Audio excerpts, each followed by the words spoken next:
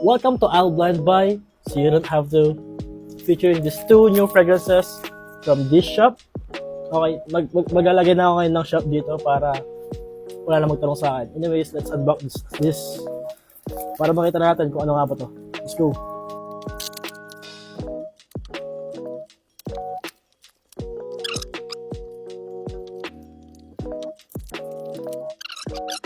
Tapos na ako mag-unbox and ito na sila ngayon. Tinanggal ko sa plastic nila, as you can see. So let's start with the Lattafa Sokrat. There you go. Wait, should I fix this like this? Inayos ko lang dali yung camera ko para makita lang siya and looks lang maayos. So ito siya upon presentation. And yo! Ooh! This kind of fancy. I like the bottle. See? Yo. So, yun na nga. Ang laki niya. Let's test it agad.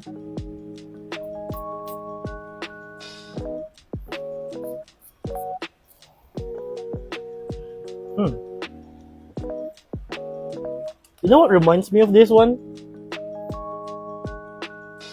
Yung Atlantis ng bench. It's a bit citrusy. It's so fresh. May hint ng lavender. May pagka-woody. I like it. Kaso nga lang medyo kamoy siya ng Atlantis ng bench. Anyways, let's go for the Ye ng Maison Alhambra. Ito yung box natin dyan, sir. So yeah, by Maison Alhambra. Ooh. Mas smooth to. I like this better. Bad habit na naman. Makabash na naman tayo. Ooh! You know what? This is supposed to be a clone of YSL EDP, right? Pagka-similarity sa camera. Camera ba? O Pangar? I don't know. I don't remember. Pero I like it. I like this better compared dun sa other two.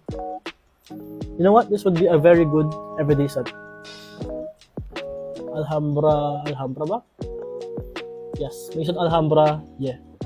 Okay, so final comments for these two. I think they would be very good for an everyday summer fragrance, especially for students. They are very affordable. I think nagastos ko lang dito for both is around 2,000 pesos.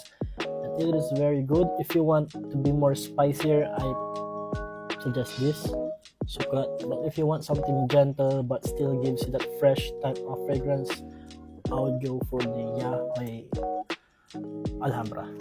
Anyways, yun lang naman. I think I will make a more in-depth review for these two soon.